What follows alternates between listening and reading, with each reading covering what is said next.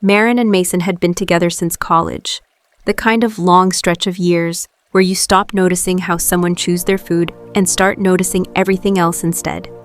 He worked logistics for a freight company, steady but unremarkable money, the kind that covered rent and not much beyond it. She told everyone she did social media work from home, vague enough that nobody asked follow-up questions, which suited her fine because the truth would have raised far too many of them. One Sunday morning, Mason set his phone down on the table between them with the screen still glowing, like he was presenting evidence in a trial only he had been told about. His mother Diane sat in the armchair by the window, sipping tea she had no business drinking in someone else's apartment, watching the whole scene with the satisfaction of a woman who had been waiting months for this exact moment. Mason cleared his throat and said it plainly, almost rehearsed. Starting this week, they would keep their money completely separate. He was tired, he said, of feeling like he was funding a lifestyle while she contributed nothing measurable.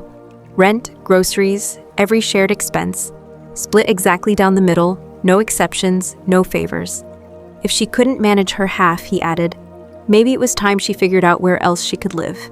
Diane didn't say a word. She didn't need to. Her expression did the talking, equal parts smugness and relief, like she'd finally gotten her son to see what she'd been whispering about for years. Maren set her coffee mug down slowly, looked at him without a trace of panic, and said it sounded like a great idea, and that they should start immediately. The reaction caught him off guard.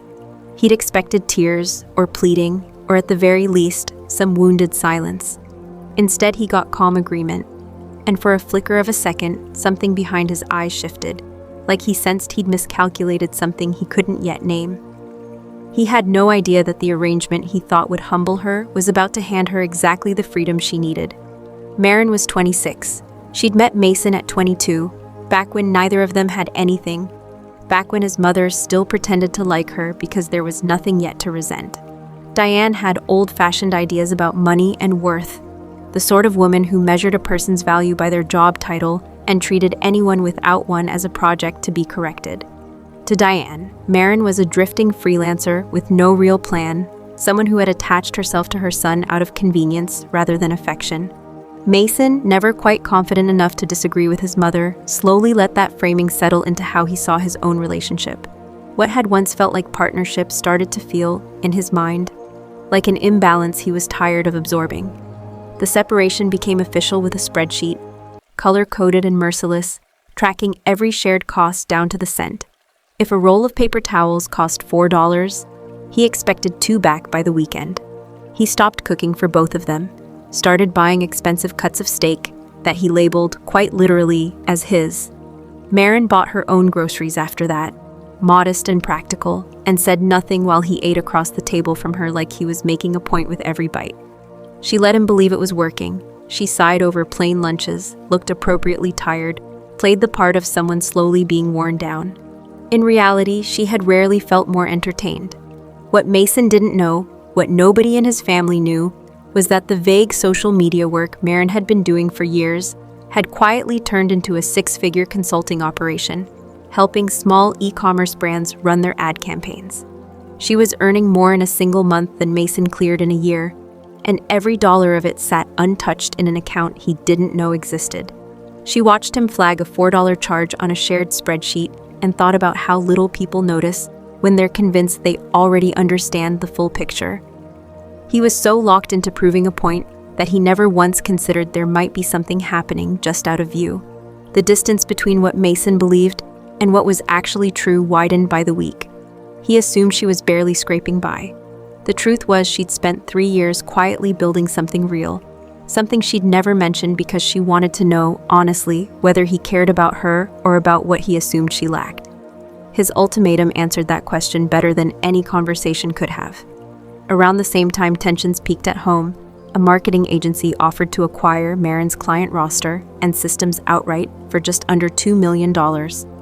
While she reviewed contracts with an attorney, Mason was busy making a decision that would unravel everything he had left. Eager to finally impress his mother with some kind of financial win, he took his cousin's advice and poured his entire savings, plus a sizable loan, into a logistics tech startup that hadn't shipped a working product yet. He was certain this was the move that would finally make Diane proud of him. He walked around the apartment with a new kind of arrogance, completely unaware that his bet was hollow, while Marin's deal moved quietly toward completion. 6 months into their new arrangement, Mason's investment collapsed entirely. The startup folded after reports surfaced that its founders had fabricated their user numbers for over a year.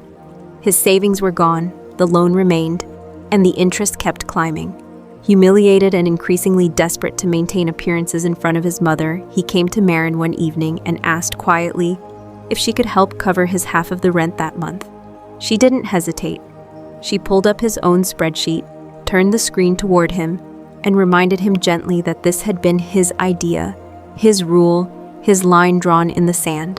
What was his, and what was hers stayed hers. To mark the closing of her deal, Marin planned one final dinner, inviting Mason, Diane, and the rest of the family to the nicest restaurant in the city, letting everyone assume Mason was footing the bill. At the end of the meal, the waiter placed the check in front of him, and Marin watched his expression change as he registered a total his accounts couldn't begin to cover.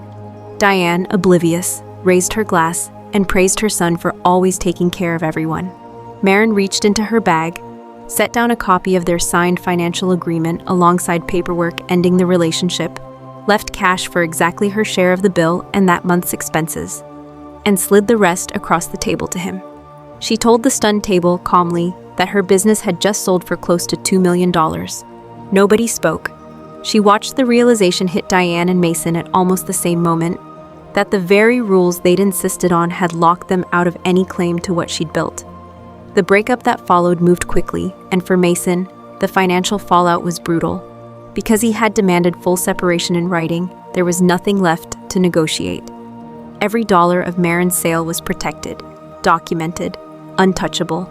Mason ended up selling his car, moving into a smaller apartment, and picking up extra work just to manage his remaining debt. Diane's confidence didn't survive the dinner either, and the realization that her own pressure had pushed her son toward ruin seemed to weigh on her more than anyone expected. These days, Marin lives in a quiet apartment with a view she actually enjoys, answering to no one but herself. They wanted clean lines and equal splits, and in the end, that's exactly what they got. Just not in the direction either of them imagined. What would you have done if someone you loved demanded a 50-50 split out of spite? Let me know in the comments where you're watching from, and stick around, there are 2 more stories waiting right after this one.